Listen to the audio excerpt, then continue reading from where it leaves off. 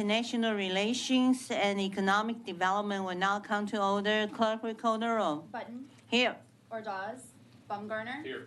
Clardy, Present. Hayes, Here. Mesa. Here. Morales, Plesha, Shine. Here. A quorum is present. If you wish to testify, please register at the iPad kiosk located in the hallway behind the hearing room. To respect everyone's time, please limit your testimony to 2 minutes. Good morning, everyone. So happy that you are here. The chair lays out HB 1723 and offers a committee substitute. The chair recognizes Representative Ramon to explain the bill. Good morning. So good to see you here. Good morning. Thank you. Thank you, Madam Chair. I want to thank Representative Clardy and Representative Shine for working with me on this bill. We've worked on it the last 6 months, and their input has been invaluable. What can I say?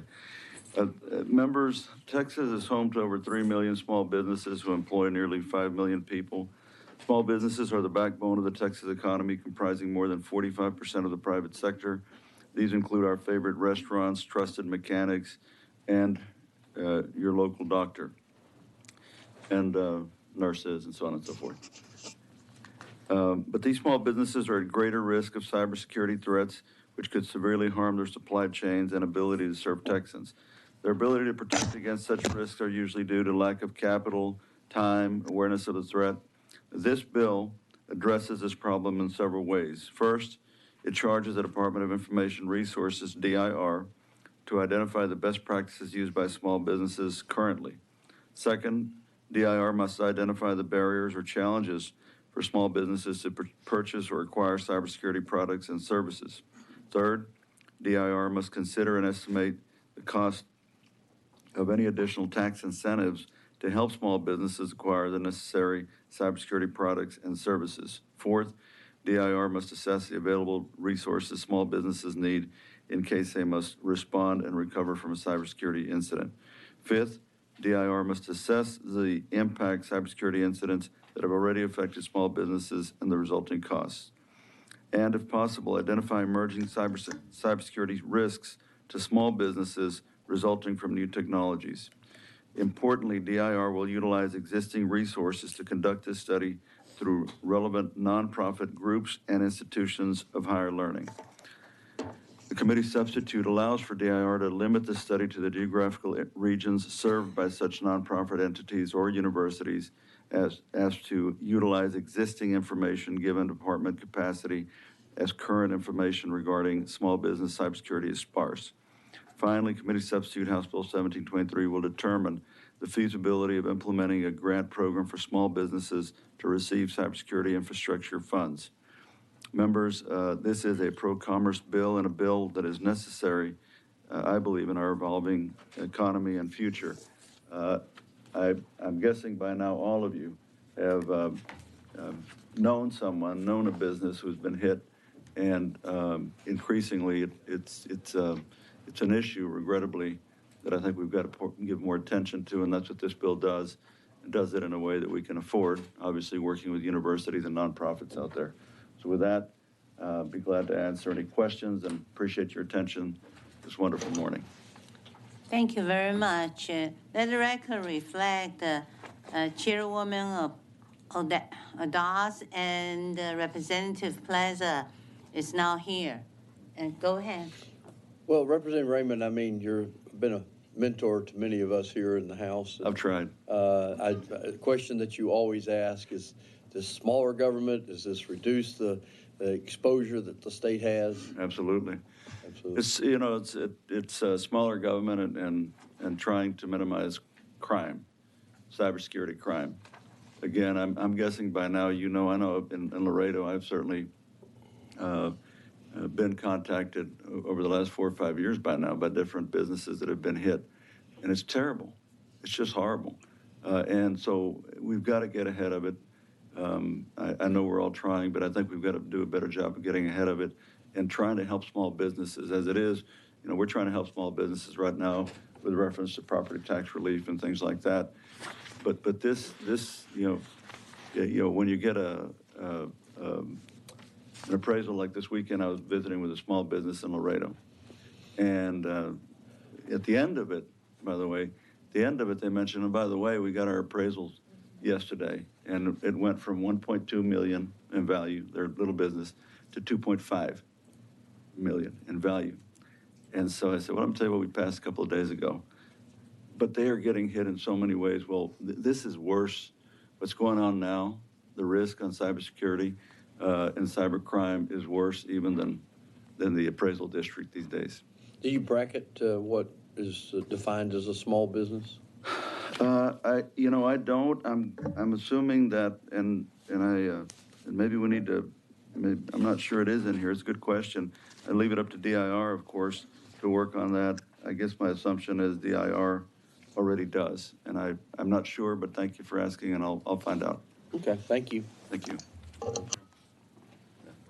Members, any questions? Yes, go ahead. Thank you, Madam Representative Chairwoman. Claudia. And I just want to thank Representative Raymond. I remember we talked back this summer, and I gave him this idea. Yeah. And I appreciate He asked me about carry it for him, and I said, look, I've carried your water for a long time. appreciate the energy and enthusiasm you bring to this as a newer member in the House. That really means a lot. I look up to you all the time. But in truth, and Especially when you're standing up. I will say this. This is not. Wait a minute, I'm putting my pants in my... Oh, well, we could go on all day like this, but I do want to talk just a moment about the bill. And this is a ever-present issue. In my district, I have clients that were hit with this. We've had school districts hit, we've had hospitals hit, we've had small businesses hit, larger businesses hit. One of the reasons I'll tell you, coming soon, I hope I have the support of this committee when Stephen F. Austin State University joins the University of Texas system, of which I know you were very proud. Yes. One of the motivating factors was the need to have the kind of cybersecurity that the University of Texas system has developed internally, which we really weren't able to do. And that's been an emergent problem, which has been coming for the last several years, but it's gotten to a tipping point. And we need to do more as a state to help small businesses that just don't have the resources to really develop this internally. I am curious whether you have talked to the folks with UT San Antonio. They have a new facility right there on the Riverwalk. Yes. That focuses exclusively on cybersecurity issues. They will be, absolutely, UT, they'll be one of the first ones that DIR would work with. Right, and it's great to have that resource available to us, and would encourage them. I don't know if anybody's here to speak on the bill from that point of view, but again, I commend you for doing this. I'm just glad I was able to plant even just a small seed in the back of your brain. And It was a big seed. I mean, it was like front and center, and because when Clardy throws a seed, it's like front and center. there you go. All right, thank you. But it's a very serious issue, and I as I said, I'm guessing by now that every one of you, or maybe the freshman, maybe not a state representative, but before you became a state representative, I bet you know of someone or some business that's been hit. And very soon, if you haven't been approached by someone, now that you've been elected, you will be, I promise you. But you'll be able to say, we did something this session. You're going to say, as a freshman, I was able to do something this session to help stop this. And so you should be very proud of that. Yeah, both of you. Or is it more than two? Three of you. All three of you should be very proud of that. With that, Madam Chair, do we have a witness or two? Okay. I do want to make a comment. I appreciate you and commend you on looking into this very important issue. Yes, cybersecurity is a serious issue, and unfortunately, not all the small business be able to spend resources, but they are the one getting the hurts and the thefts, threats all the time. Have you get a chance to look into some nonprofit organizations or Yes, universities? They did some kind of a research. That's what I heard. Both things, and that's why we referenced it in the bill. And the committee substitute is that DIR specifically is aware of and would be working with nonprofits and with university or higher education entities out there that that are already focused on this and trying to connect all those different parts together. Okay.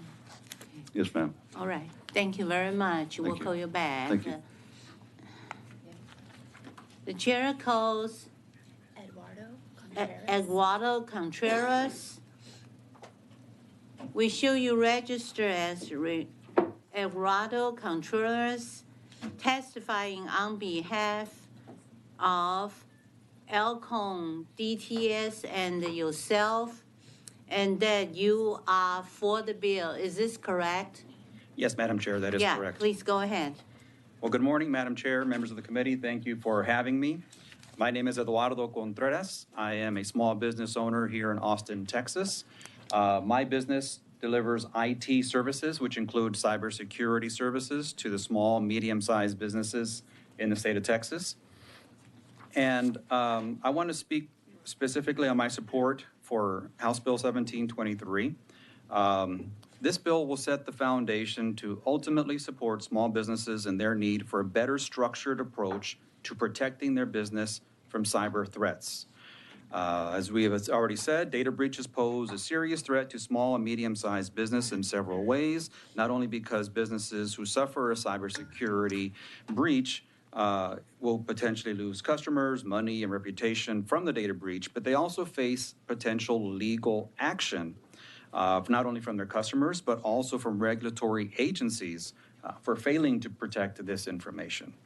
So most states have various forms of privacy laws, and you'll see that term a lot, privacy laws, and breach notifications that they impose on private sector, on businesses.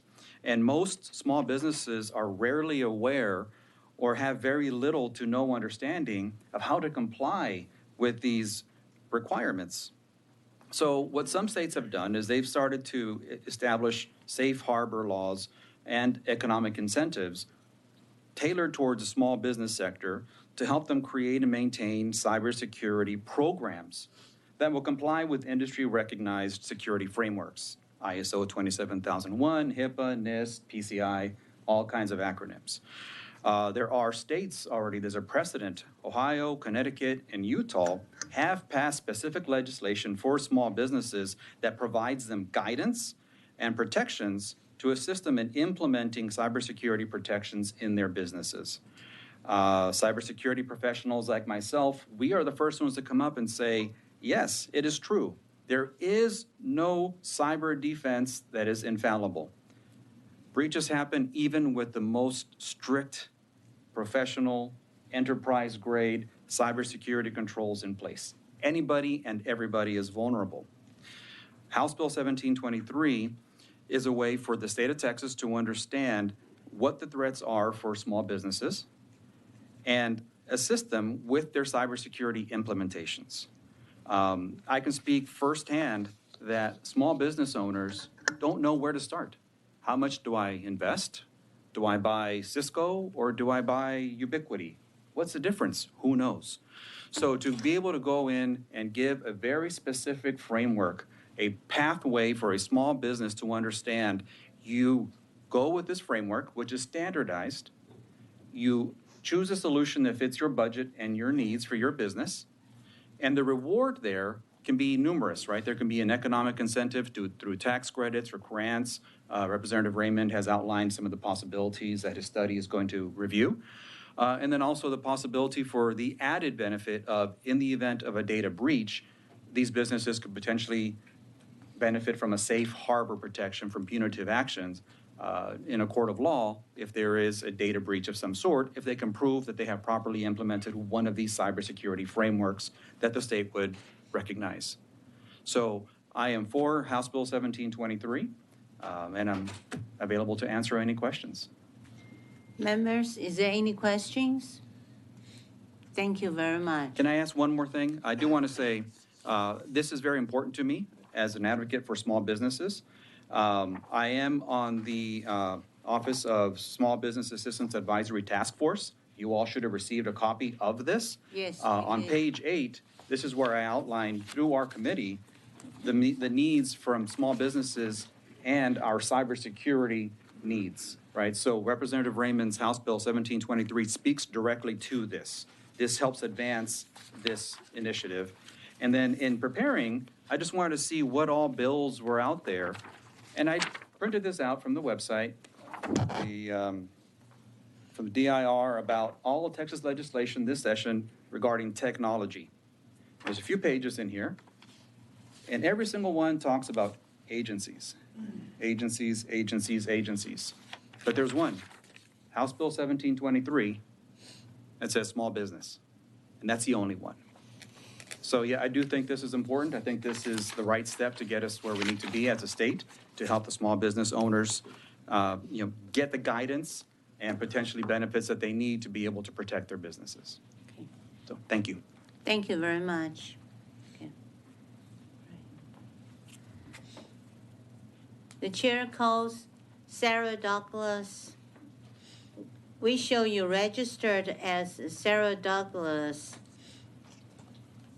testifying on behalf of National Federation of Independent Business, NFIB, and that you are for the program. Is that correct? Yes, ma'am, that's correct. Hello, Go Chairwoman. ahead. Thank you. Hello, Chairwoman Button and members of the committee. My name is Sarah Douglas, and I'm the Assistant State Director at the National Federation of Independent Business, or NFIB, and I'm here to testify in support of House Bill 1723. So most of y'all are familiar with NFIB, but for those of you who aren't, we represent about 22,000 small businesses in the state of Texas. And I can tell you that cybersecurity concerns are a reality for nearly all small businesses. Every small business that has any kind of a digital footprint has cybersecurity needs.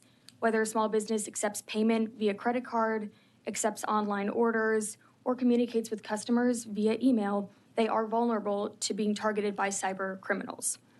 House Bill 1723 will help create a framework of understanding for the state.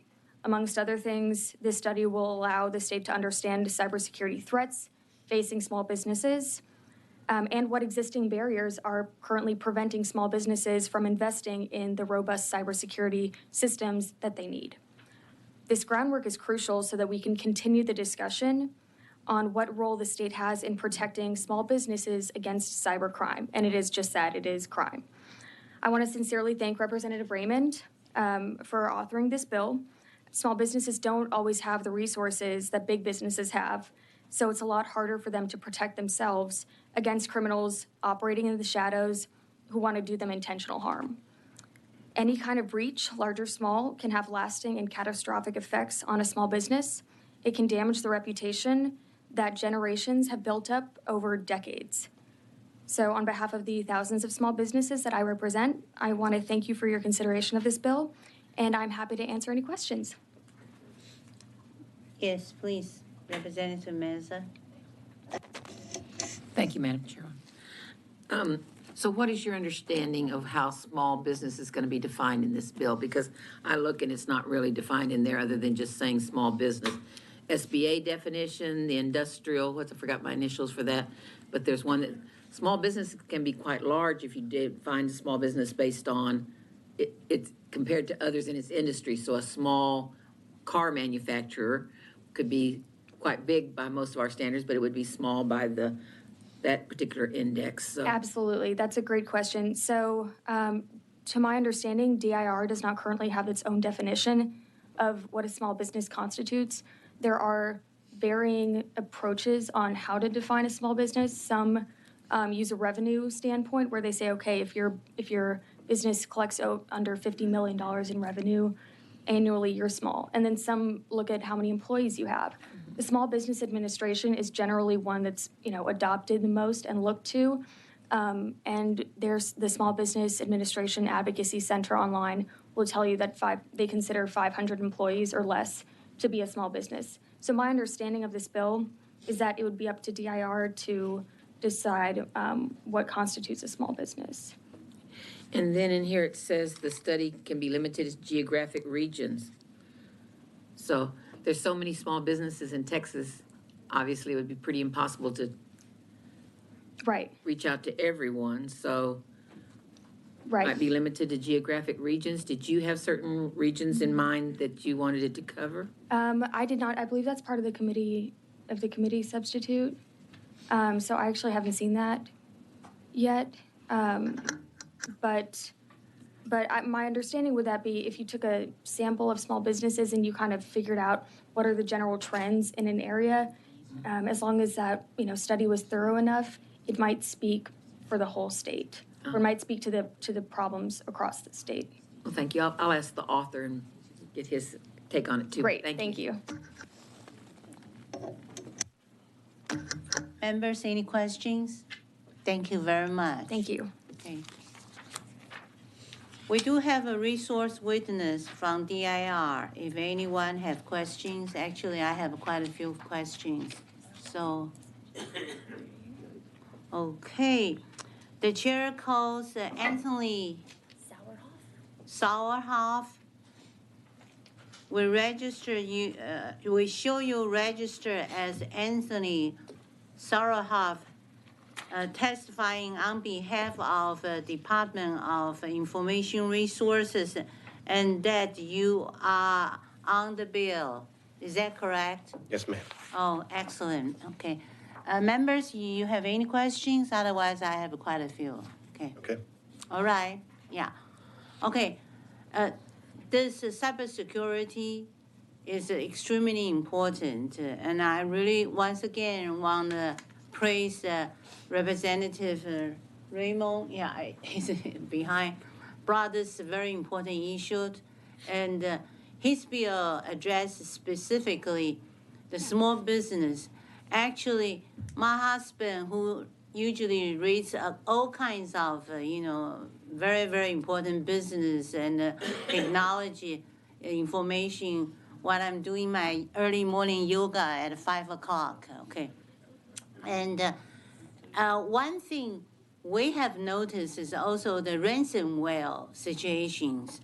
And we know that even that there were several articles about even several school districts in Texas, they had a ransomware threats, okay?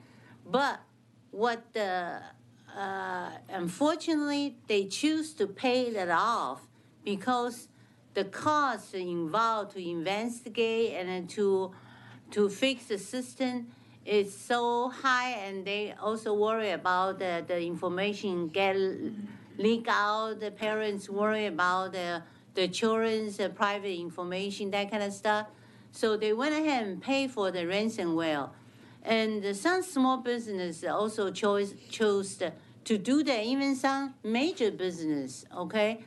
Well, personally, I don't think that's a good idea, because when you encourage this kind of, behavior, you're actually sending out the wrong message.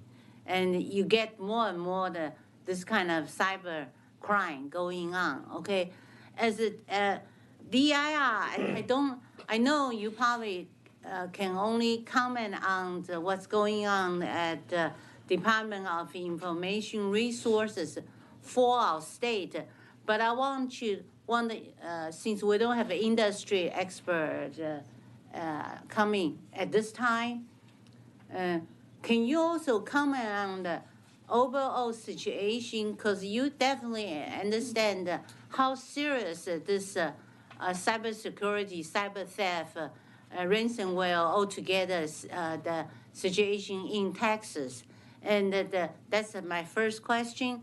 The second question is that, do you think it will be a better idea to have a kind of comprehensive study, then so we will have a overall strategy versus, hey, I know this bill is wonderful, address the urgent needs for the small business, but I'm thinking about this issues probably go beyond just a small business. So please. Yes, ma'am. Thank you. First, as far as ransomware goes, you're right. It is a problem across the state and across all sectors. We see it at DIR. We see it regularly with local government entities, school districts. We get reports through our Texas ISAL from some small businesses as well, and it's the problem is that just so many entities out there just don't have the resources, the knowledge, the expertise to prepare properly to defend against ransomware. Generally, we agree that it's a bad idea to pay the ransom. It promotes further crime. But in many instances, the organization is making a decision on whether to, that may be the only way to recover their data. And so it's ultimately a risk-based decision that's left up to the organization. Can they afford to lose all of their data, or does it make more sense to pay the ransom? It's not always about whether the ransom is more or less than the recovery effort. There may not be a recovery option other than. They also commented, they get, compensated by their insurance policy. That's correct. Some people tell me that, And that's changing. The insurance industry, the cyber insurance industry is Right. is tightening the reins on Right. how they pay for ransomware incidents as well. Mm. So and then your second question, I'm sorry, can you remind me your second question? one more time? Definitely, what Representative Raymond proposed is very important, but I'm thinking about that. Should we go ahead and fix this part? Oh, I want your comments about, would that be more, strategic, that will have an interim study on all the cybersecurity issues? Then we can have a kind of like overall strategies and also how to fix that. Or they might take longer time, and we have such urgent needs, we cannot wait for that overall the strategy like Well, that. we're not strategy free, right, across the state. And when we're talking about state agencies and local governmental entities, per statute, we focus our efforts currently at DIR on those state agencies and those local governmental entities. We do have frameworks in place, and we do have plans and strategies in place that the state agencies follow and that local governments are recommended. Sometimes the issue, though, are those can be more comprehensive. Those strategies, those frameworks can be more comprehensive than what might and overwhelming than what a small business can handle and can start with. So for those reasons, it might make sense to consider a small business specific strategy. It's not because we don't have a strategy or plan for those other entities in the state. Okay, great. That's the point I'm trying to get. Okay, one last question. The definition of a small business. We do not, as previous witness said, we do not currently have a definition of a small business, but would work with the author and the committee to define, to provide an acceptable definition as it would pertain to this initiative. Members, any other questions? Yes, please. Thank you, Madam Chair. So something basic, the Department of Information Resources, that's not an independent entity. It's part of another agency. I mean, we're a state agency. We're an independent state agency. All to yourself, you're not tucked under some other No, ma'am. agency. That's correct. That way you're independent. Yes. You're a state agency, okay. Right. So who do you all report to? I report to the Chief Information Security Officer for the state, Nancy Ranasek, and Amanda Crawford, our Executive Director. And she reports to? Our board and the Office of the Governor. Okay, yeah, that's what I thought. Okay, good. Yeah. So when they do this study, or when you do this study, excuse me, when you do this study, what are you hoping to be the use of it? You don't want to do a study and just put it on a shelf, want it to be used in some good way. So what do you see as the use of this study? I'm on the bill. I think the use of the study will depend on what you all decide is to be done with those results. Okay. We'll keep that question for the author. Okay, another question for the author. All right. All right. Members, any other questions? Thank you very much for your excellent testimony. Okay. Is there anyone else who wishes to testify on, for, or against HB 1723? Heard none, and the chair recognizes Representative Raymond to close on the bill. Welcome back. Can you address? Yes, absolutely. That? First of all, the reason you talk about geographic regions in this bill is because it's, as the bill says, study may be limited to geographic region or region served by a nonprofit entity or institution of higher education with which the department partners under subsection B of this section. So reaching out to existing entities out there, higher education or nonprofits that are already looking at this, right? That's why we limited to that. That should be sufficient information for them to gather, to bring back to us as far as what's going on with small businesses. In addition, those universities and nonprofits within themselves have probably already defined their what small businesses are, right? And for my, as far as I'm concerned, the more businesses that covers, the better it is. But I recognize that the larger businesses in Texas and probably throughout the country are probably already spending a good amount of resources and so forth on cybersecurity. This is really aimed at, again, smaller businesses out there that don't have those resources, don't have that sophistication, if you will, to try to identify what their weaknesses may be or how they can address them. Now, the study itself, when you ask, DIR would identify the best practices used by small businesses right now. They'll identify barriers or challenges for small businesses to purchase or acquire cybersecurity products and services, estimate the cost of any available tax incentives to help small businesses. So we'll hear from small businesses, again, what they're able to do or not able to do. And this will all come back to us 2 years from now to figure out, all right, are there some things that we can further do as a state to help these businesses get more access to that, to cybersecurity. So, does that make sense, or is there something I'm not answering? Well, I was thinking that, I'm sorry, Madam Chair. Go ahead. Oh, my mic is already on. Getting the information out to the small businesses. Well, first it's finding what Representative, what You this get the is results of trying to your study. identify what's going on already and not going on. What do they have? What do they not have? What are they lacking? What could we maybe consider to help them? That's what this study is for. It's to try to figure out what's going on in Texas already. So DIR working with university, we did it this way so that we wouldn't have a cost or much of a cost, right? So DIR working with university systems out there, working with nonprofits that are focused on this, gather that information for us, and then we can try to figure out, all right, what are the next steps that we could take in the legislature to help small businesses in the state of Texas when it comes to cybersecurity. So we don't already know what that steps might be. That'll come as the result I don't. of the study. Once we get the study, then we'll can Yes, see I mean, what our next again, steps and this, would be. by the way, and I hate that it's taking this long, but it was really during the interim. I'm on the State Affairs Committee, and it was during the interim and some of the hearings that we had that this idea, and of course, Representative Clardy came to me, that we needed to do, because he was watching the State Affairs hearing, and he texted me, he said, hey, man, why don't, but really, it was during the interim, some interim hearings, or the very end of last session, I can't really remember right now, that I said, man, we got to do something. We got to do more, because I had already been aware of businesses in Laredo that had been hit by ransomware. And it's easy to say, well, I wouldn't pay it, or you shouldn't pay it. That's not the real world. And it really is unfortunate that so many businesses are put in that position.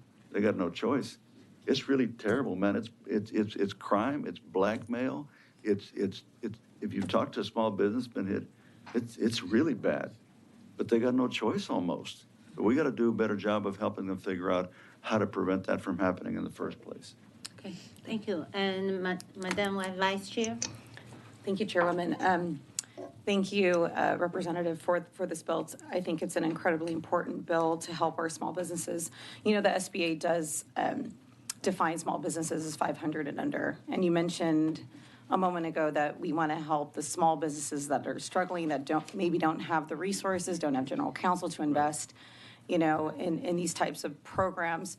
Last legislative session, the chairwoman and I worked on a small business bill, and we created a definition for micro businesses. And those are 20 and under now.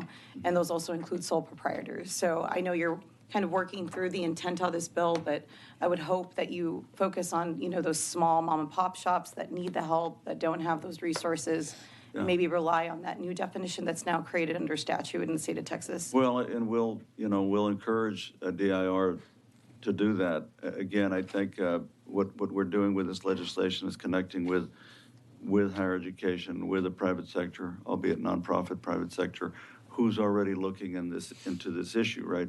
So that they've got a head start. They just sort of Right. probably have a sense of what's going on.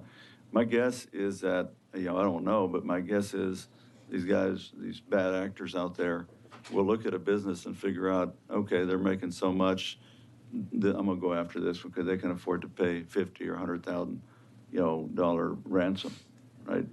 And so, but, again, every small business, however you define small business, whether it's 500 or 50 or 5, we've got to do a better job of helping them figure this out. And then we got to figure out, again, are there some things we can do?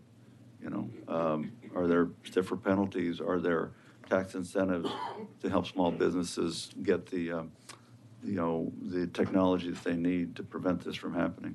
Thank you for this What- legislation. Yeah, well said, well said. Is there anyone else who wishes to testify? Hold on. Okay, just a sec.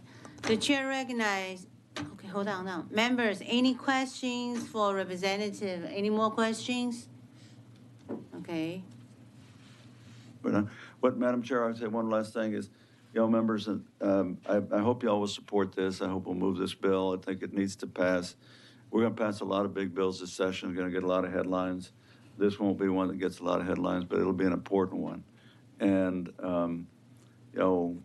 Madam Chair, I'll leave it to your discretion. If everyone supports it, I feel like we should send it to the local and consent calendars. On the other hand, if you send it to the general calendar, maybe somebody has some good ideas, amendments to add to it, So I leave it up to you all, and I thank you for your consideration. Please look me up at the floor. We need to talk more. We're in the same neighborhood. I'll look for Yeah. you.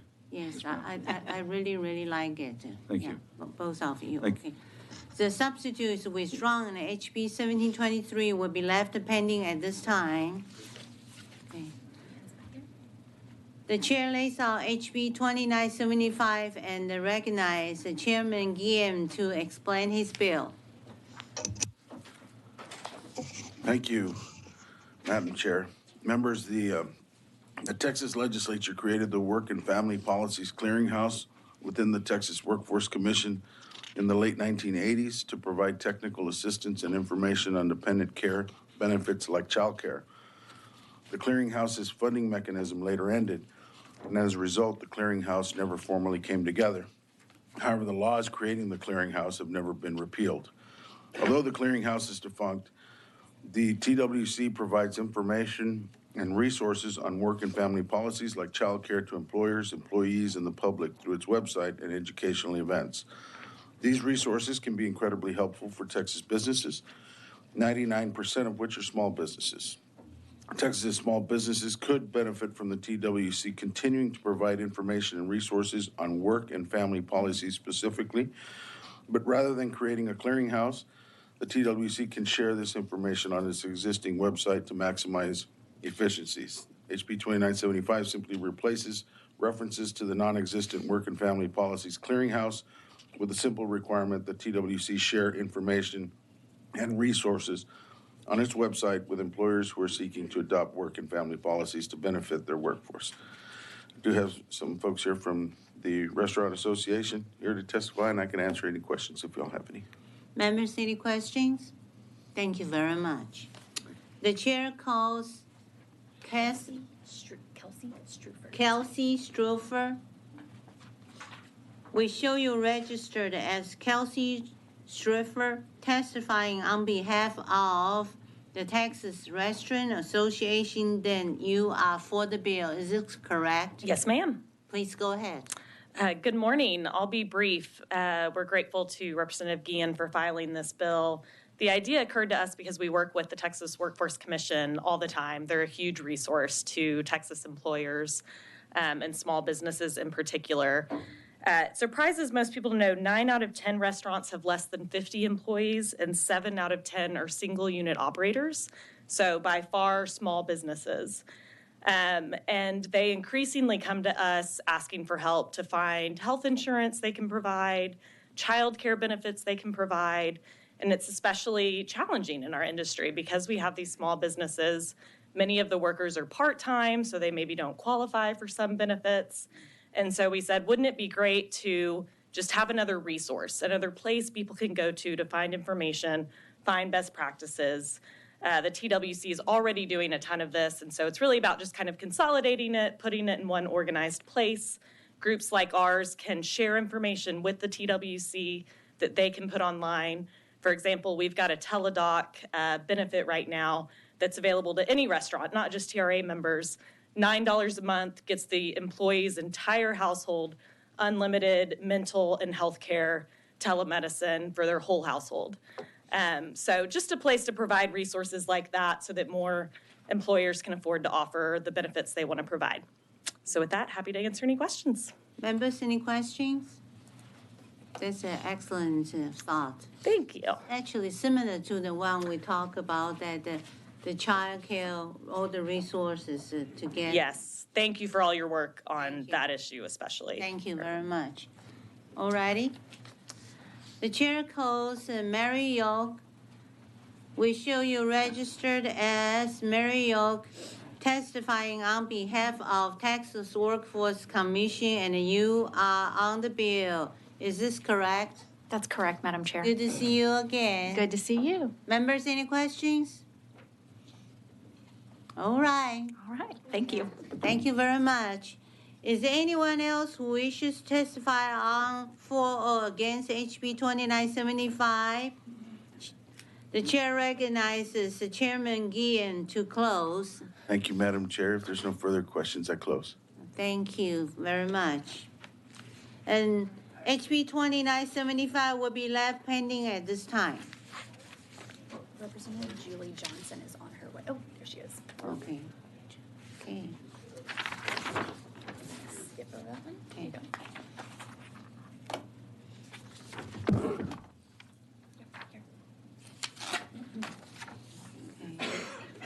The chair lays out HB 3771 and offers some committee substitute. The chair recognizes Representative Julie Johnson to explain the bill. Good morning. Good morning, Madam Chair. Thank you so much, committee. This is a bill to help childcare. We have a childcare crisis in this state. 47% of Texans are in a childcare desert. Women are struggling to afford childcare for their families, and this is a bill that will provide a substantial dent in that problem. Childcare services in Texas are prohibitively expensive for working families, often requiring them to choose between childcare and for providing for their families. There are a limited number of childcare providers, and the need is only increasing as our state grows. The committee substitute for HB 3771 will establish a voluntary partnership program between the state of Texas and private employers by providing matching funds for employers who contribute to their employees' child care costs. The program will be administered by the Texas Workforce Commission. The employer would be responsible for paying at least 20% of costs of an employee's child care, and the commission will provide state matching funds on a sliding scale based on the percentage of median state household income made by the employee. The employee will pay any remaining child care costs.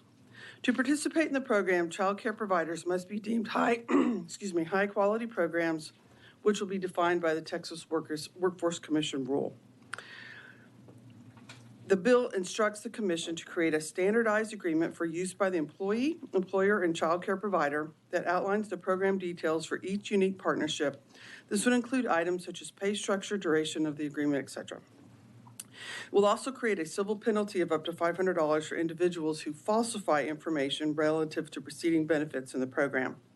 It instructs the Texas Workforce Commission to create parameters for terminating an agreement.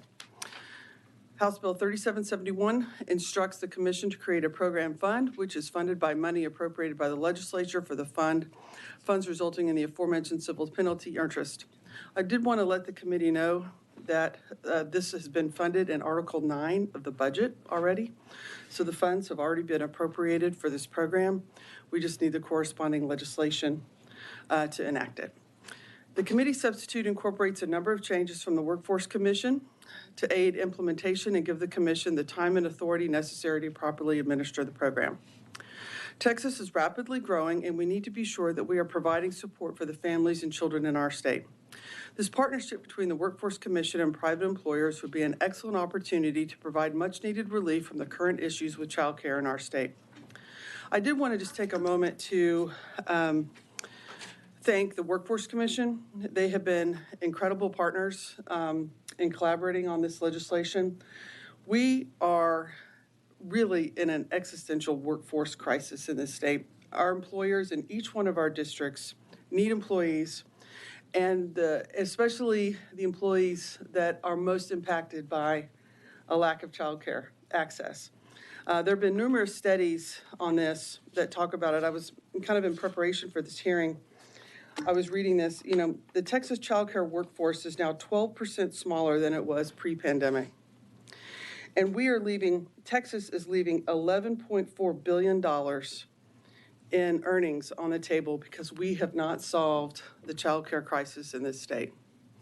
So this is a great step forward to allow employers to help their employees, to provide benefits for those that truly cannot afford childcare. As an employer, I've had multiple employees in my office, and I have a small little law firm, but who get pregnant, and then we're like, what am I going to do? I can't.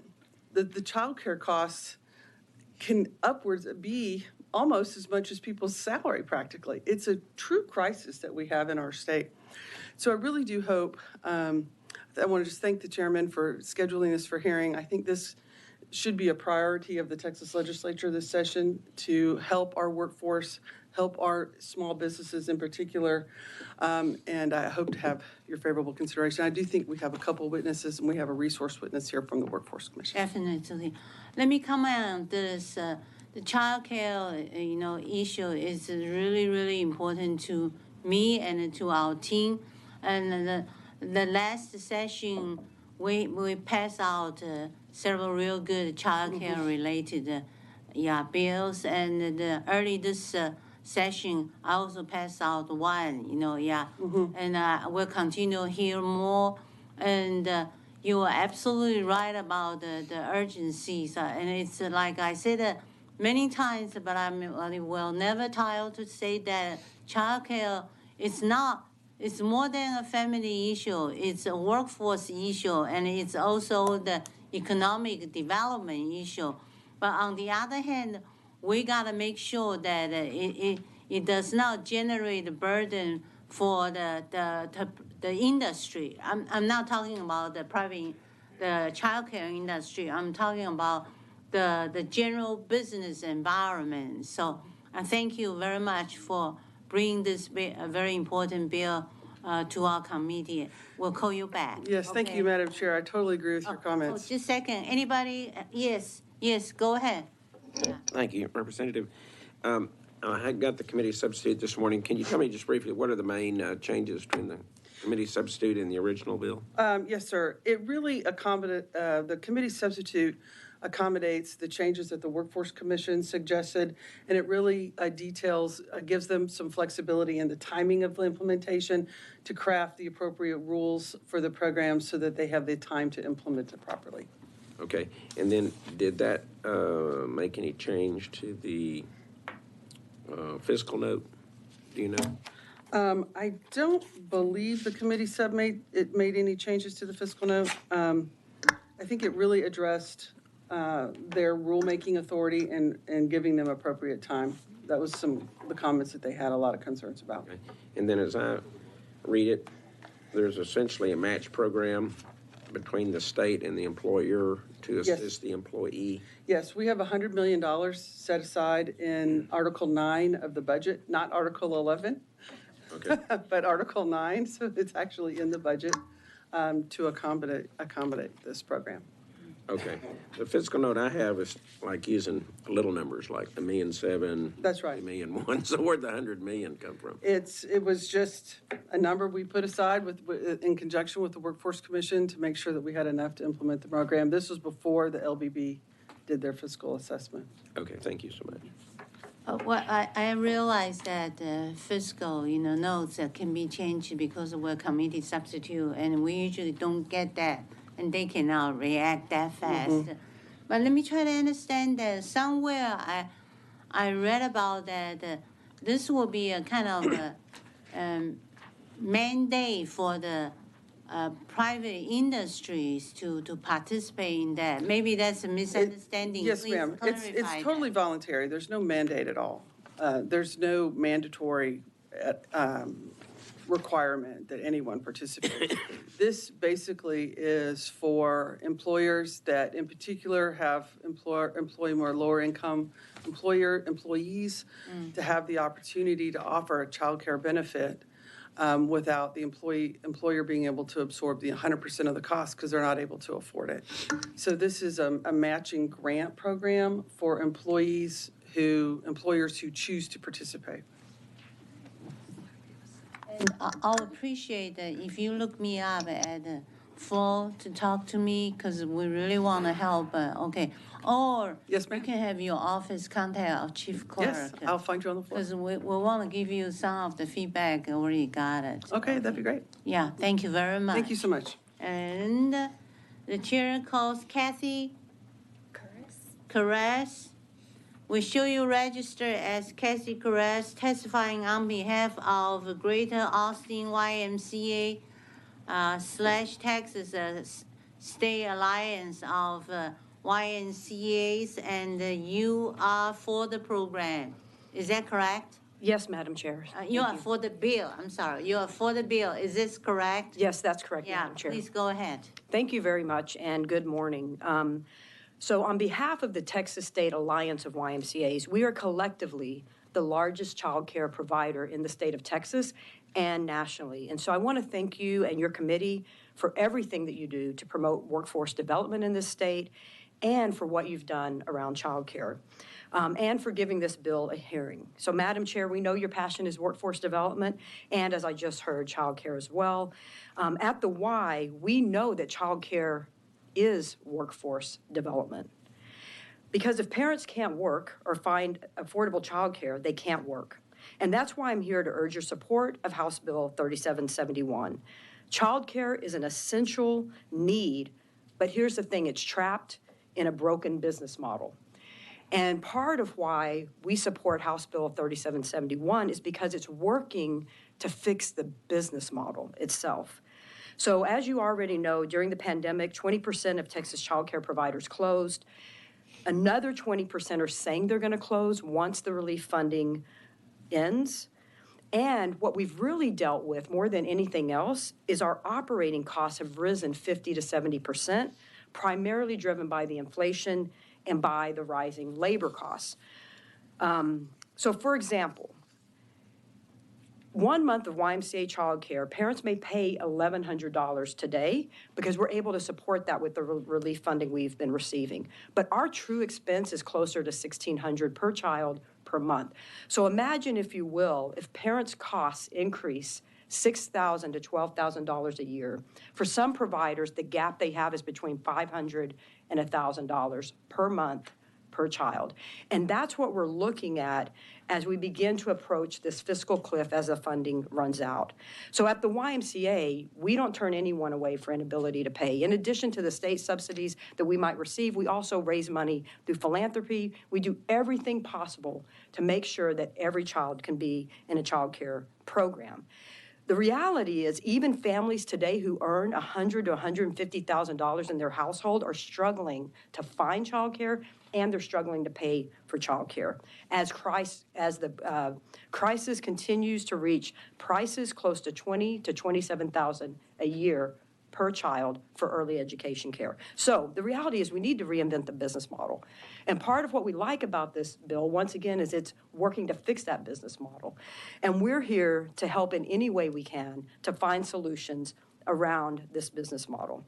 The $6 billion that was provided through the Texas Workforce Commission has been a lifeline, but as that funding ends, the entire sector will approach this fiscal cliff. This bill is crucial because it enables employers to subsidize costs. So it gets employers involved in helping with this overall business model.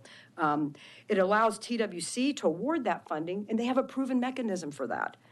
So we have a chance to reinvent the child care business model before this crisis hits. Without external supports, child care providers like the Y will have to either close or will have to raise those rates to the degree that I just explained. So parents who can't find affordable child care won't be able to work, and the Texas economy won't continue to thrive without a workforce at full strength. So we're here to partner, and we're ready to partner with public and private sector leaders to develop practical solutions that reinvent the business model today and in the future. And we believe this bill is a step in that direction. Thank you for your Members, time any today. questions? Thank you very All right. much. Thank you. Appreciate you. Chair calls Regan Miller. We show you registered as Regan Miller, testifying on behalf of Texas Workforce Commission. You are neutral on the bill. Is this correct? Yes, ma'am. Okay, you may begin. So I'm available to answer any questions. For the representative that asked about the committee substitute, there were some changes to try to provide more flexibility in the administration of the program. For the committee substitute, there were also some adjustments to the administrative cap. If the program is appropriated at a higher level, we need less in administrative funds. If the funding shrinks, then the cost to administer the program rises. We don't get the same economies of scale, but as funded, as the representative said, as funded through the rider and as drafted in the committee substitute, we would be able to afford to operate the program without the additional GR dedicated that's noted in the introduced fiscal note. So we would bring the cost to administer the bill within that $100 million that's currently in the rider. Okay, yeah. Okay, let me try to clarify on this. Maybe you're not the person to give me the answer. If that's the case, I believe the author can look into that situation. Earlier, I asked about is this mandatory, and then I realized that it is not mandatory for any companies who want to participate. However, if the private company, say XYZ company, okay, if they are applying the Texas economic incentives for any kind of incentive, economic development incentive program, and that will be mandatory for them to provide the child care. And that's kind of similar to the President Biden's CHIPS for America program. I don't know if that's a misunderstanding, or can you comment on that? I believe as the bill's drafted, it states that the comptroller may implement a requirement for employers receiving economic development support to participate in the program. Yeah, that's what the comptroller may, and that's the one I heard, I read about several people criticize that you are having a mandatory requirements. Well, it actually depends on how you explain that, but I just want to bring this to you to clarify this issue. And that's so my understanding is correct. Yes, as I understand it, the way the bill is drafted, would be the comptroller's decision about whether to implement that provision. Okay, thank you very much. Yes. I appreciate that. Correct, thank you. Oh, yes. So tell us about how or when the civil penalty comes into play. If somebody was falsifying information, so if you submitted an application, there are income requirements within the bill. If you make more money, the amount of match that the state would provide is reduced. So if somebody was falsifying, for example, their income, then that could be subject to a penalty. So the penalty's not on the employer, the penalty's on the parent? I believe so. We can double check on that and get back to you. We think that that's true. All right. And the author maybe in her closing remarks might be able to address it too if there's anything different. But our understanding is that the civil penalty is on the parent for falsification of their application is what we think. And we'll confirm that. Yes, ma'am. All right. Thank you. Yes. Okay, thank you very much. Yes. Is she the last one? Okay. Is there anyone else who wishes to testify on, for, or against HB 3771?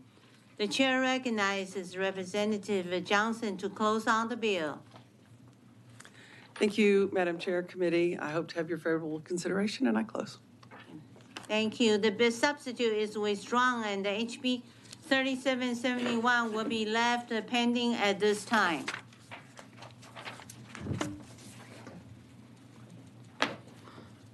The chair lays out HB 4309 and recognizes the chairwoman, Neave Corrado.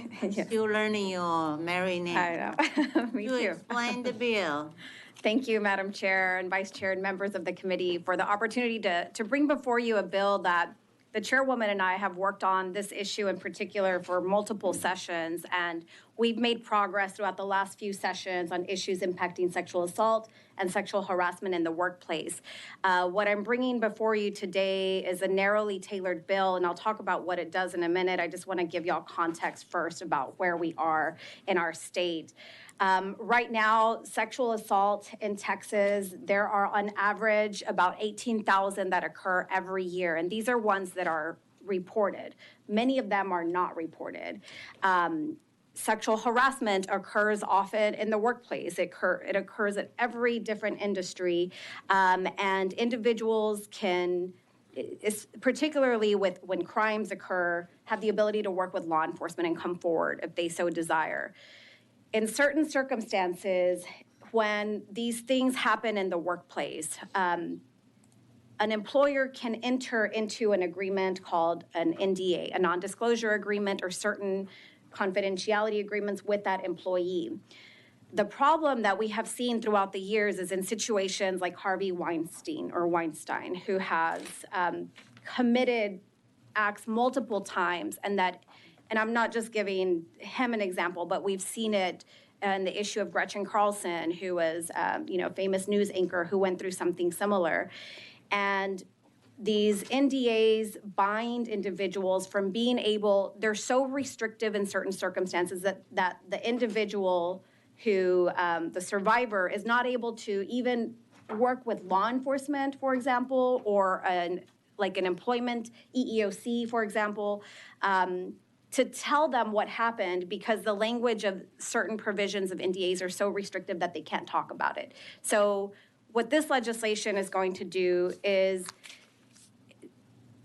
if there is a provision, not the entire agreement, but if there is a provision that says an employee, a person who either was sexually harassed or sexually assaulted, and the legislation defines what that is.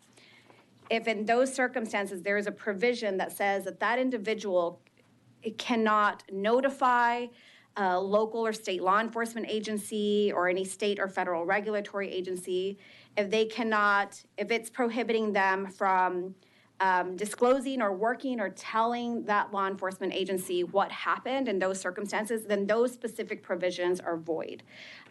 So this legislation is a solution to that specific instance, because we want individuals to be able to work with law enforcement. We want individuals to be able to report what happened and give the facts when necessary to assist an investigation. So that's what House Bill 4309 does. Provides that solution. This legislation passed out of this committee unanimously last session. It got to the floor, and on the final day, y'all know that midnight cutoff. It didn't make that midnight cutoff, but I would respectfully ask for your favorable consideration. I'm happy to answer questions. We have folks who dropped cards. We have experts that can come to your office to talk about this, but there's really a national movement on this issue. Other states are doing, addressing the specific issue in different ways, and what I bring before you is a narrowly tailored issue to make sure that individuals are able to work with law enforcement in these specific instances. Yeah. Thank you very much. And there are several people registered for the program, but no one's, gonna testify, but their supports are pretty good. Okay, is there anyone else who wishes to testify on for or against HB 4309? The chair recognizes the chairwoman, Neave Corrado, to close. Thank you, Madam Chair. Yes, you got it. Okay. Thank you, Madam Chair.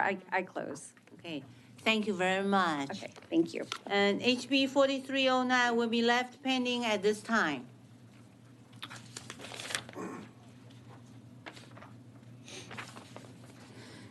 The chair lays out HB 2302 and recognizes Representative Ann Johnson to explain the bill.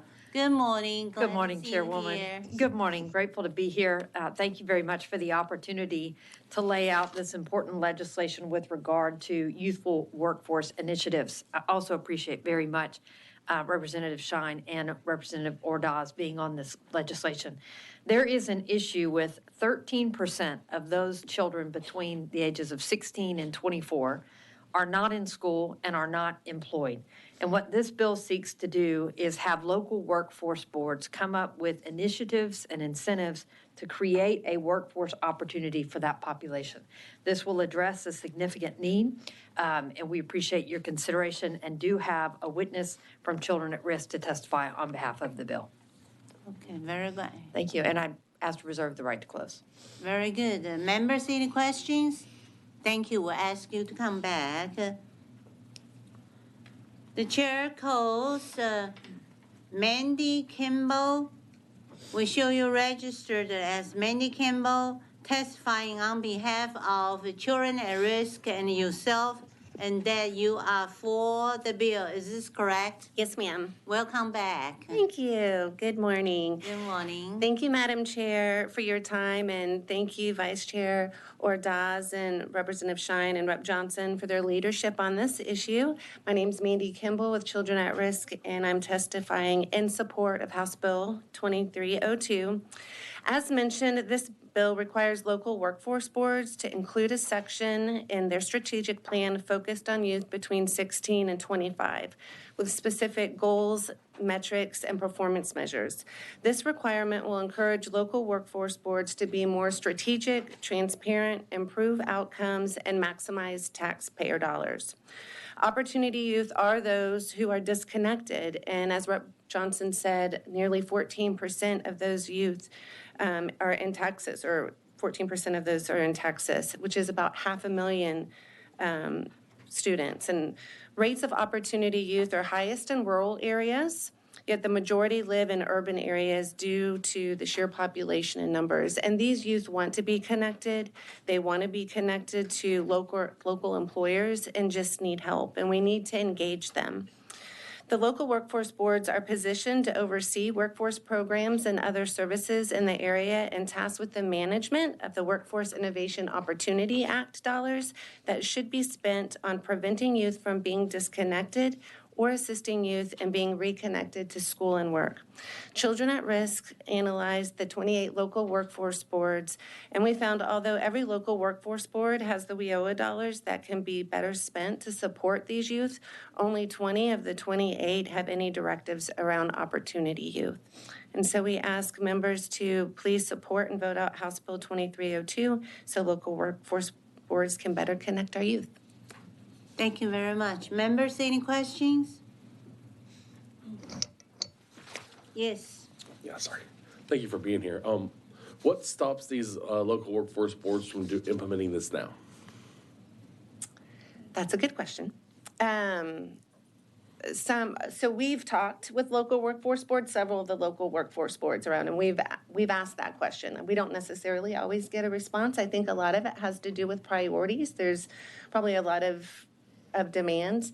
There are some local workforce boards that have really focused in. We can look at El Paso and Dallas, who have been very strategic with their communities, and then other local workforce boards just have not included it in their strategic plans. And we feel, although that they're getting their dollars, and we're not saying that there's nothing going on, but if you want to prioritize these youth, it would be nice to have it in your strategic plan so that you are measuring and so that the community knows how. Where's the priority now? For the local workforce boards? Yes. That's difficult because there's 28 local workforce boards and you talk to one and you've only talked to one based off of the various communities. Okay, thank you. Members, any questions? Thank you very much. Thank you. Fedora Galasso. The chair calls Fedora Galasso. We show you registered as Fedora Galasso, testifying on behalf of Texas Network of Youth Services, and then you are for the bill. Is that correct? Correct. Good morning. Good morning. My name is Fedora Galasso, and I'm the Chief Executive Officer for the Texas Network of Youth Services, and I'm testifying for HB 2302. So the Texas Network of Youth Services is a 40-year-old organization here in Texas that represents over 100 service providers that work directly with young people who are systems involved or at risk of systems involvement. And by systems involvement, we mean foster care, experiences of homelessness, juvenile justice, and other situations that put young people at risk. As we've talked about the issue around disconnection from school and work, this connection around systems involvement and young people who are disconnected from school and work is extreme. Youth experiencing homelessness are 10 times more likely than their peers to drop out of school, perform poorly in school, or be involved in disciplinary action in school. And 75% of all young adults who experience homelessness are unemployed. Former foster youth experience high unemployment and unstable employment patterns and earn very low incomes in the period between 18 and 21. Only half of foster youth who age out of the system will have gainful employment by the age of 24. Our network of service providers across the state, representing every district across the state of Texas, work hand in hand with young people and know firsthand that young people who were on track for success often meet many barriers and need the support of their local workforce board. The state of Texas is home to an estimated 500,000 young people who are between the ages of 16 and 24 who are disconnected from school, work, underemployed, and these are called opportunity youth and young adults. And as mentioned before, the intersection between systems involvement and being disconnected from school and work is extraordinarily high. Young people who have been in foster care, juvenile justice, have experienced homelessness, or are at risk of these experiences are part of T-Noise's network, and we work hand in hand listening and learning from young people across the state. What we hear from them directly is that they need that support in order to be successful in school and work, and many of them meet a lot of barriers when they are attempting to, really contribute to society and be employed. And they want education and employment, but don't always see that as an option for them. We know that by prioritizing this population of 16 and 24-year-olds, and especially centering young people who are either systems involved or are at risk of systems involvement, can really increase the prosperity of Texas and also make sure that these young people are contributing to society. So we recommend that the legislature prioritize youth and young adult pathways to success by requiring the local workforce boards to include this strategic section around opportunity youth and young adults so that we can really center the needs of youth exiting out of systems like foster care, homelessness, or juvenile justice systems, and that there can be more collaboration on the ground with workforce boards and our statewide network of youth services who work hand in hand with young people every day. Thank you for your time.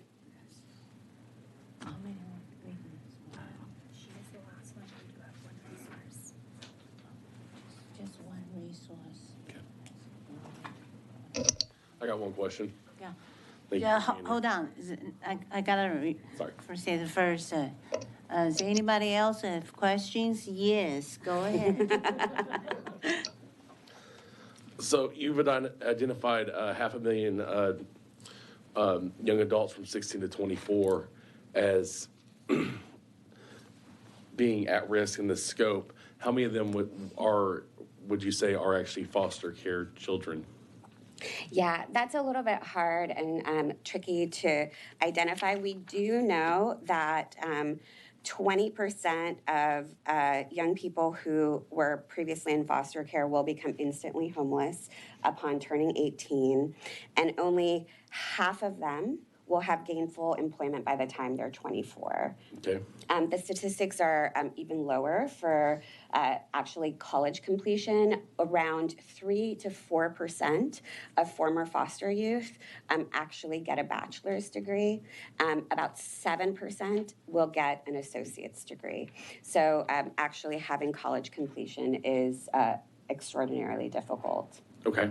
I guess I'm just trying to understand why foster kids are so much more high at risk in that situation. Can you help me, educate me a little bit on that? Yeah, I think, so when you think of young people who are older youth in foster care, many of them come to the table with historical trauma.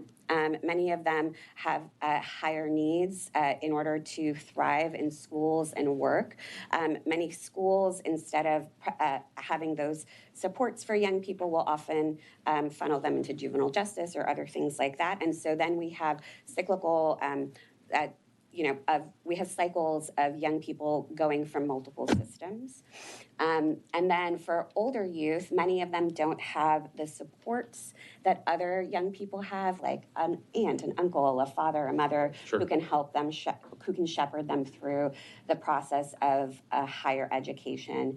Many young people who become 18 want nothing to do with the system, and so they often just leave the system, even though there are some supports that the Department Sure. of Family and Protective Services can provide, such as you can stay in extended foster care or do things like that. But many of them choose to leave the foster system, and so many of them go back to families who they never received supports in the first place because they were removed from that family, and so they go back into chaos and back into instability, and but they want those connections with their family, and so then they don't have that support. And then often as young people are entering or in schools or in work, when you think of a young person who may have been in a residential treatment center or another type of facility, they often don't get that experience of normalcy, the normal things that we do day to day to understand how to socialize, to understand how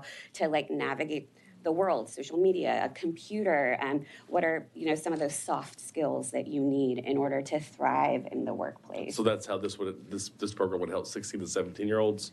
Correct. If the workforce boards were able to have to really to prioritize this population and make sure that they have the strategies in place and are really honing in on this really specific population that is very different from older adults, we know that they would have the ability to really kind of pour in those supports to these young people who really need them. Sure. Often being disconnected from school and work comes from a lack of belonging, and so we need those additional supports to really help these young people thrive. Sure. I guess what I'm trying to wrap my mind is most 16 to 17-year-olds that I know are junior and seniors in high school, and the state of Texas spends a lot of money on public education in the state.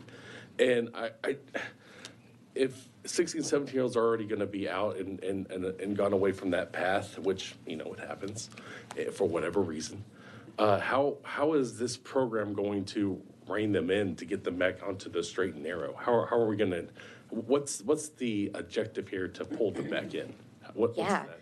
That's a great question. Thank you. So a lot of 16 and 17-year-olds become disconnected from school, a lot because of instability in their households, right? So often it's not about being on the straight and narrow. It's about just not having those supports at home. So would this provide a mentor type of situation to pull them in to make sure they're getting the help they need so they're getting ready for the workforce and the next steps in life? Yeah, I think that, again, each workforce board is going to come up with their own plan, but at the local level, in schools, we have homeless liaisons and foster care liaisons in schools that are working with youth who are often disconnected. And we know that if the workforce boards and the schools could work a little closer together at the local level and really create those strategic plans to really focus on this population, some of that collaboration would actually help some of these young people. Thank you. Yeah. Actually, Representative Baumgartner, you pointed out exactly because usually the teenagers in the area is kind of hard to manage. And for this group of at-risk children, unless you offer the extra help, pulling them out of, kind of like you say, this cycling, otherwise they will never be able to get it out. Very few of them will be able to get it out on their own. It's just the facts of life. Yep. It's kind of sad, but that's the situation. Yes, go ahead. What's the source of your data? So we do at T-Noise, we work directly with young people to listen and learn from them. So over the last 2 years, we spoke with hundreds of young people, hearing directly from them about what their needs are. We also have a network of over 100 organizational professionals and service providers to listen and learn directly from what they're seeing on the ground. And then some of this data comes from the National Foster Youth Initiative. It also comes from T-Noise did a landscape analysis in partnership with TDHCA a few years back to really understand youth homelessness in Texas. And so we did a landscape analysis across the state of Texas to really understand those rates and numbers of homelessness here, youth homelessness specifically. And there's like the National Coalition on Youth Homelessness and other data points like that. So you initiate this from an internal collection process? Correct. We wholeheartedly believe that we need to listen and learn directly from the people on the ground, so both our service providers and the youth, as well as looking at national data. Okay. How are you funded? We have funding from state agency dollars as well as philanthropic dollars. Okay. Are you considered an NGO? We are a nonprofit. Okay. We are the Texas Network of Youth Services. Okay. All right. Thank you. Okay, thank you. Members, any other questions? Thank you very much. Thank you. Okay. The chair calls Courtney Arbor. We show you registered as Courtney Arbor, testifying on behalf of Texas Workforce Commission, and that you are on the bill. Is this correct? Yes, ma'am, that's correct. Welcome back. Thank you. Members, any questions on that? Please, Representative Sean. So Workforce Commission in the local locations, I think the data we have here is 20 out of 28 or doing something or whatever. Any reason why some of these workforce commissions locally are not taking the initiative on their own? Well, the bill asks the commission to track an age group of youth, 16 to 24. The boards are already providing a program called WIOA Youth to participants age 14 to 24. And so when the commenters talk about lack of services, it seems that some may have a specific program for opportunity youth, which is the 16 to 24-year category. I will tell you there is a requirement for all boards. We fund them for youth services. They have contract measures. Quarter 2, we look to see that a percentage are employed after being served. Quarter 4, a percentage of them need to continue employment. We have a contracted credential rate for those same workforce boards and measurable skills to see how the kids are doing. What this would do is require those boards to prioritize in their 4-year plan and in the updated plans they do every 2 years, something specific for that age group, which would give them laser focus on the age category that is in the bill. So how do you monitor or audit what they're doing and their success? We have a statewide case management system that all workforce boards use, and they enter information on the adults or kids that are being served.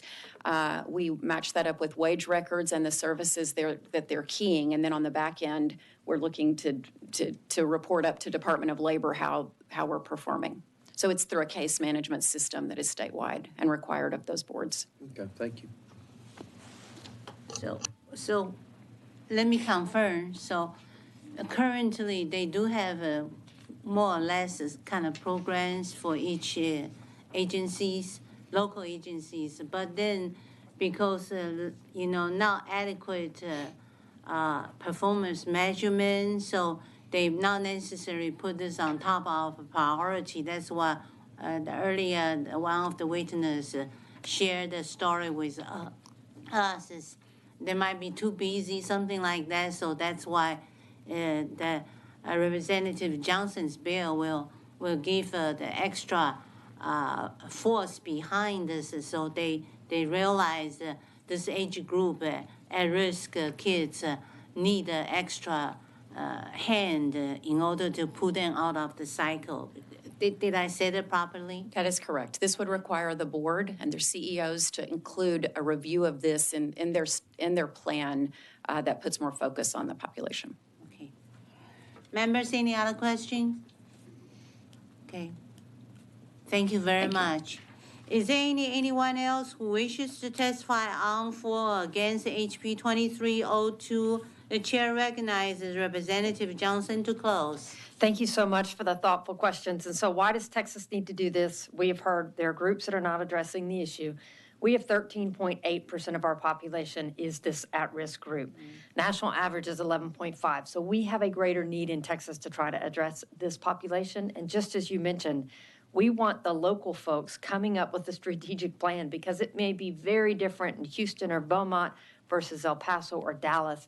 But we want to tell them, if you don't address this population and you don't get them on the right track, we're going to pay for it one way or another. Because if they don't do well in the future, this is a future population that we would have to deal with on services. So thank you so much for the thoughtful deliberation. I appreciate your, I hope you like the bill. And I close. Thank you, Chair. Thank you very much for coming to share the insights with us. And everybody can see that it's easy to say we help them out, but is the helps effectively and really impact those children really need help? That's why it's no kidding why we call them children at risk. So once again, thank you very much for bringing this very meaningful bill to share with the committee. Thank you. Of course. Thank you, Chairwoman. Thank you. HB 2302 will be left pending at this time. Okay, we're gonna hurry up a little bit. Go ahead. No? Okay. The chair lays out HB 4734 and recognize Representative Lopez to explain the bill. Good morning. Good morning.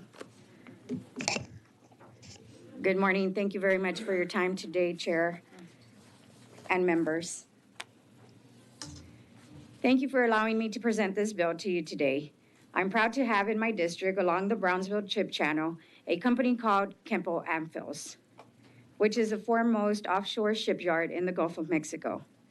They are one of the biggest manufacturers offshore oil rigs and make what's called a jackup rig, a barge fitted with long support legs that are jacked down onto the seafloor and then drops machinery to drill onto the subsea rock.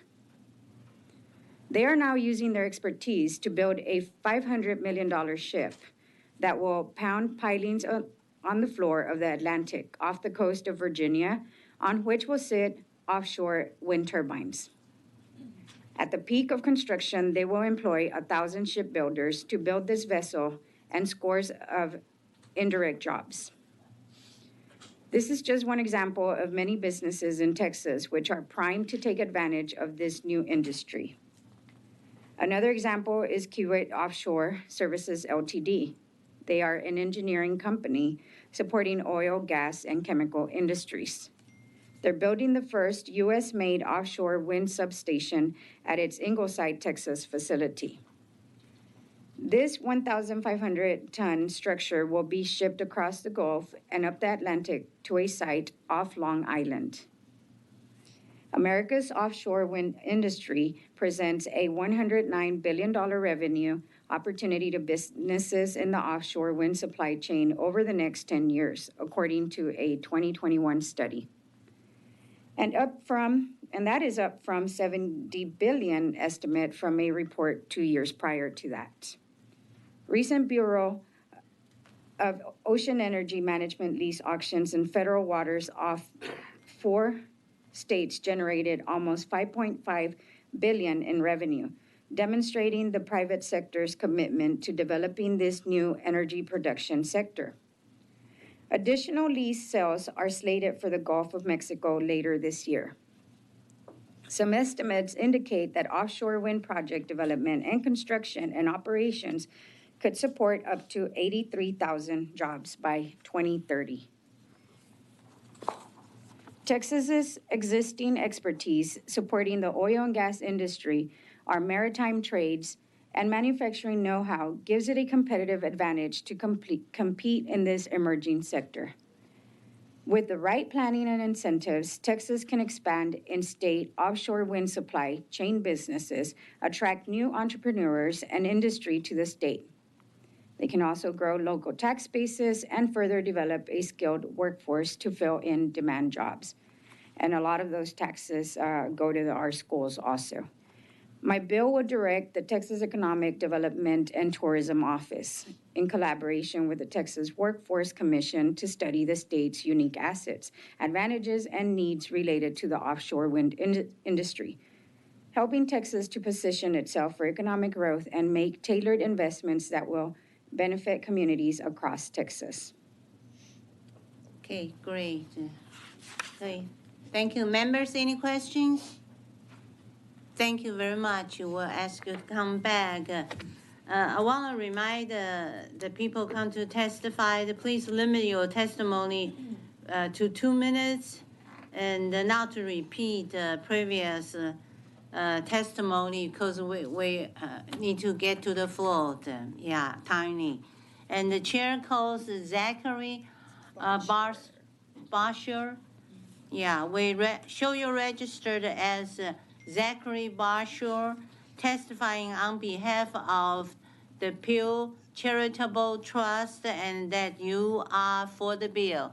Good morning. Is this correct? That is correct. Okay, good morning, and please begin. Good morning. My name is Zach Barcher. On behalf of the Pew Charitable Trust's Energy Modernization Program, I'd like to thank the chairwoman for holding today's hearing and appreciate the opportunity to offer strong support of HB 4734, which will provide policymakers and other interested parties a thorough understanding of the offshore wind market and a good sense of whether and how Texas businesses and communities might benefit from involvement in this growing industry. Texas has a long history of supplying the United States and the world with reliable energy and manufactured goods. With its well-developed maritime trades and port infrastructure and strong in-state expertise supporting the oil and gas and onshore wind industries, Texas could position itself to become a leader and economic winner in one of the fastest growing energy sectors globally, offshore wind. America's offshore wind industry will spend over $100 billion over the next decade, already double the estimates from just 2 years ago. But despite that healthy growth forecast, domestic offshore wind projects have been reliant on foreign equipment and components, making projects vulnerable to supply chain disruptions and volatile costs, and more importantly, denying Americans and Texan companies a share of the economic benefits. Texas can address those problems.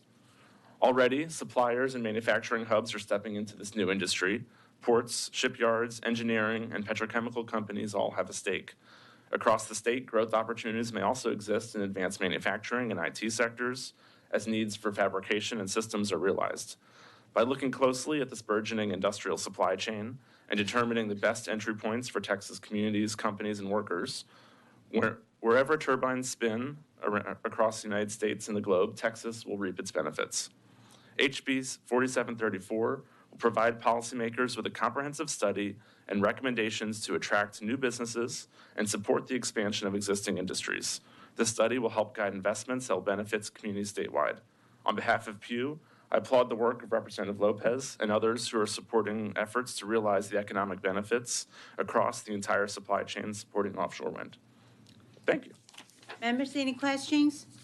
Thank you very much. The chair calls Maria Chi. We show you registered as Maria Chia, testifying on behalf of Wood Group and yourself, and you are for the bill. Is this correct? Yes, that is Please correct. go ahead. Good morning. Good morning, Madam Chair and members of the Economic Development Committee. Thank you for having me. As you said, my name is Maria Chea. I live in Austin, Texas, and I'm a senior consultant with over 10 years of experience in the energy industry. I'm here on behalf of Wood Group, a multinational engineering and consulting company, to testify in support of House Bill 4734. Wood Group employs over 3,400 Texans across the state in the energy and materials market. This bill would lay out a pathway to ensure Texas taps into the significant opportunities afforded by the growing offshore wind industry and develop a robust and local and profitable supply chain that would create jobs and drive Texan economic growth in the long run. At Wood, we have seen an uptick in demand for offshore wind projects with multiple major East Coast developments such as the New England Wind, Ocean Wind 1, driving 20% increase in developer inquiries in the past year. In the past 3 years, we have worked on a total of 500 projects that amount to over $37 million in revenue. Establishing an offshore wind energy supply chain within the United States would generate, substantial number of well-paying jobs across the country. But it is worth noting that Texas is ahead of the curve because our competitive advantage of existing oil and gas workforce and supply chain. Having operated in Texas for almost 40 years, Wood Group is confident our state can play a key part in the offshore wind industry with support of this bill. Offshore wind is an excellent complement to the cyclic nature of the oil and gas industry since it's not subject to the same price fluctuations and supply-demand dynamics. So this could mean a more diverse energy market with fewer mass layoffs, more financial stability for Texans, their families, and our communities. Moreover, the trickle effect this bill could have on Texas ports, manufacturing facilities, fabrication yards, educational institutions, and training facilities would be incredibly valuable and profitable, for decades to come. As an engineering company, we recognize the immense potential of offshore wind and are already experiencing the heightened demand for services in this sector. Ultimately, supporting the offshore wind supply chain benefits our company, but also our communities and our fellow Texans. Okay, members, any questions? Thank you very much. Okay. The chair calls Luke Metzger. We show you register as Luke Metzger, testifying on behalf of Environment, Texas, and yourself that you are for the bill. Is that correct? That's correct. Please go ahead. Good morning, Chair and members. Luke Metzger with Environment Texas. We're a nonprofit advocate for clean air and water, supportive of this bill. We see the opportunity for offshore wind, particularly in the Gulf of Mexico, as an incredible opportunity to provide significant amount of power that our state could use in a clean fashion. The technical potential for wind in the Gulf of Mexico is enormous. We could meet more than twice over our current electric demand with the wind power in the Gulf of Mexico. And one project just proposed off the coast of Galveston would provide enough energy to power about 2.3 million homes.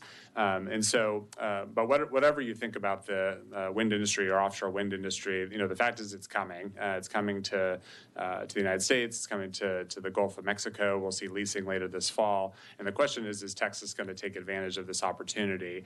Right now, Louisiana is kind of kicking our butts in terms of courting this industry and planning for this industry. I've been participating in some stakeholder calls from the Bureau of Ocean Energy Management, and basically every county, parish, both U.S. senators, the governor's office, everyone is participating in these calls. Texas has really been not showing up, and that's just a really missed opportunity because we do have the supply chain already in place, like the shipyard in Brownsville and the workforce that's accustomed to working in the Gulf of Mexico and many other natural traits that we could really take advantage of to build great jobs and develop the economy, but only if we show up. And this bill is a really important step to do that, to make sure that we're evaluating what we already have in place, what we still need, and signaling to the industry that we're interested and would like to take advantage of this opportunity. So we hope you'll support the bill. Thank you.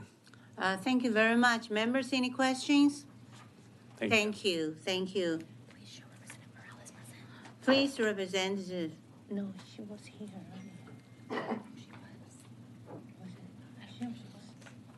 Okay.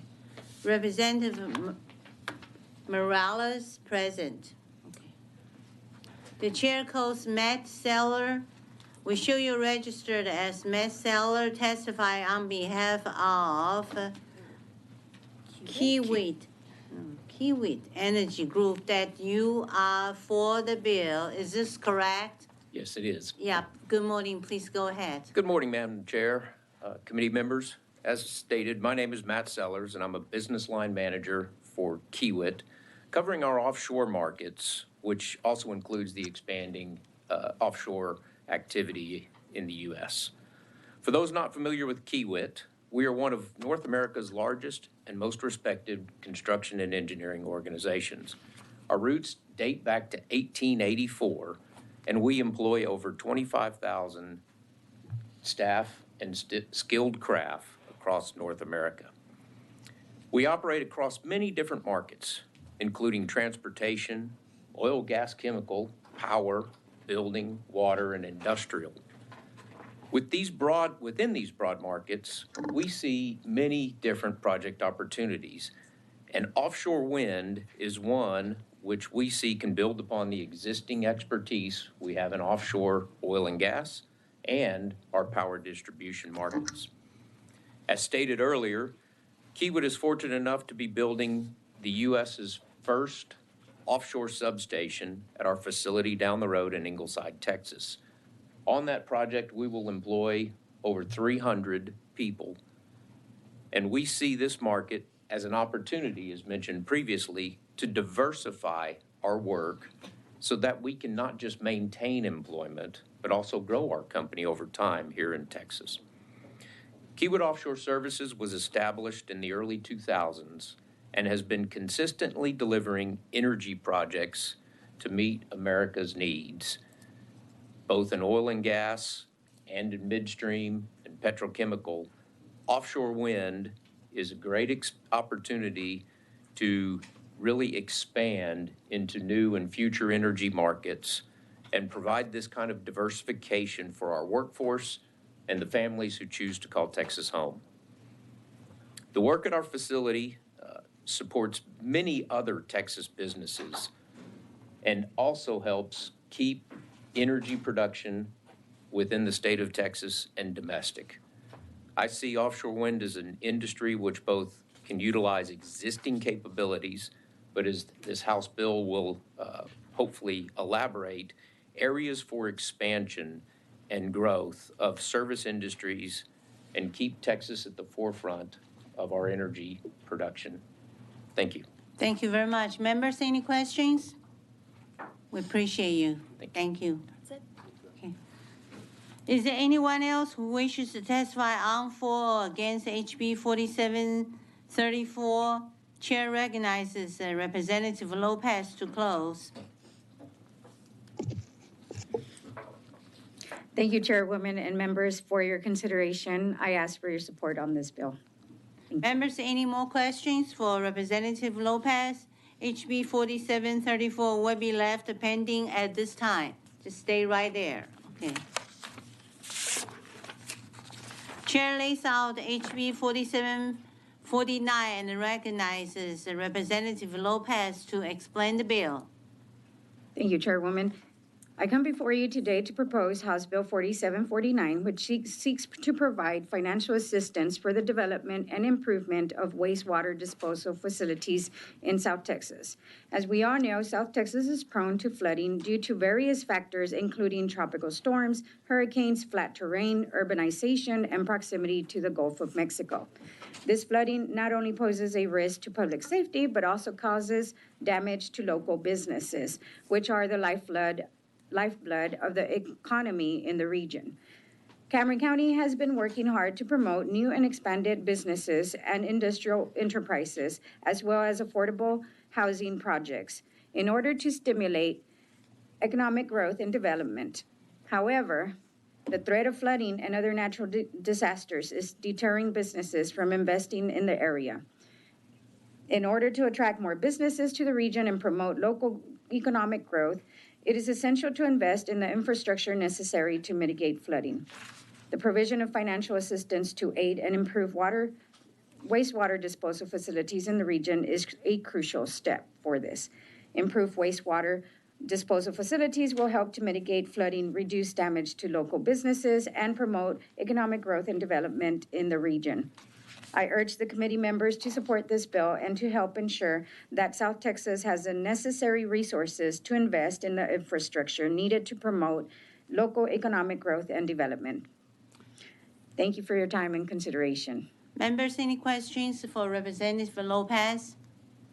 Thank you very much. We'll call you back. Thank you. The chair calls Desi Martinez. We show you register as Desi Martinez, testifying on behalf of yourself and that you are for the bill. Is this correct? Madam Chairman, yeah, it is correct. Okay, please go ahead. And Thank you please very much. limit to 2 minutes. My name is Desi Martinez. I'm an economist. I'm more of a boots in the field type of economist in South Texas. And this bill would greatly improve or allow us locally in the decision-making of developing and planning of these relative issues that we have all along the coast. We live in Cameron County. It's bordered by the Rio Grande River and the Gulf. So we have exceptional scenarios that we need to approach, and they will allow our economic development boards, et cetera, to work more closely in planning with their water and sewer districts or organized corporations with their drainage districts, and allow them to have that flexibility. It is important that we have flexibility in local decision-making. This is a tool that would upgrade that local ability for decision-making and would set the precedent for other areas that would need as well that opportunity. It is an opportunity. It's not a patch. It's an improvement, an upgrade to the legislation. It has been before in another instance in 501.107 infrastructure projects for counties greater than 500,000. Well, we're not 500,000. We are a lot of rural little cities all along between the King Rights, et cetera. There's a lot of rural communities that need this flexibility to keep Texas strong as we are. We're the 9th GDP economy in the world. We need this flexibility so we can maintain this pace with the rest of this metro areas that you all come from and continue sending you all these natural resources and et cetera, manpower that you need so that the economy continue to grow. So we ask you to support this and that we're available for you all at any time you need us as well. We're Texans and proud of it. Thank you very much. All right, thank you very much. Is it anyone else wishes to testify on, for, or against HB 4749? Chair recognizes Representative Lopez to close. Thank you, Madam Chair and members. I ask you to refer this bill to the full House with the recommendation that it do pass. Members, any questions for Representative Lopez? HB 4749 will be left pending at this time. Thank you very much. Thank you. Okay, we have some pending businesses. The chair lays out HB 2872 as pending businesses. That's right.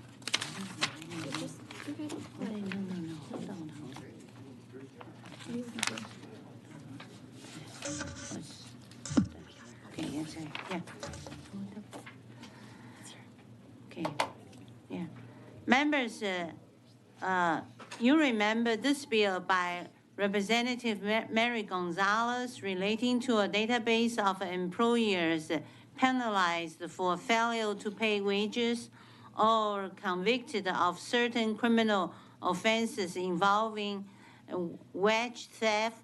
Representative Meza moves the HB 2872 without amendments be reported to the full House with the recommendation that it do pass and be printed. The clerk will call the roll. Button. Aye. Ordaz.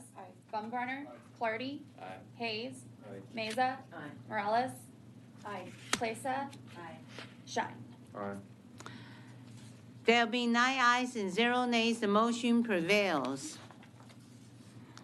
The chair lays out HB 3723 as pending business. Members, you remember this bill by Representative Gerdes relating to the establishment of a rural workforce training grant program.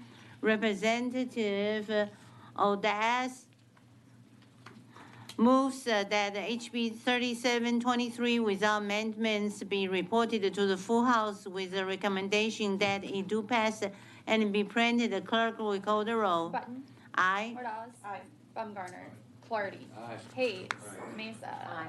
Morales. Plesha. Shine. There'll be 9 ayes and 0 nays. The motion prevails. The chair lays out HB 5264 as pending business. Member, you remember this bill by Representative Bowers relating to the adoption and the use of certain performance indicators to measure and evaluate career school or college programs. Representative Morales moves, is that okay? Okay. Moves that HB 5264 without amendment be reported to the full House with the recommendation that it do pass and be printed. The clerk will call the roll. Button. Aye. Ordaz. Baumgartner. Clardy. Hayes. Mesa. Morales. Plesha. Shine. Okay. Okay, this is a little bit different. The chair moves to reconsider the vote by which HB 4993 was reported from committee. Members, you remember this bill by Representative Paul. It's about relating to the Authority of Development Corporation created by the Gulf Authority of Finance to finance certain projects, and that we voted out with 9 votes. He requested to be sent to the local and consent calendar. Is that all? Is there any objection? Okay, great. Having none, her none. Okay. Representative Hayes moves that HB 4993 as substituted to be reported to the full House with the recommendation that it do pass and be printed and sent to the Committee on Local and Consent Calendars. The clerk will call the roll. Button. Aye. Ordaz. Baumgartner. Clardy. Hayes. Mesa. Morales. Plesha. Shine. There being no further business, the Committee on... Okay, the motion prevails, sorry. Yeah, the motion prevails. Yeah, okay. 9 ayes, motion prevails. And try to speed up. There be no further business. The Committee on International Relations and Economic Development is now adjourned. Thank you very much.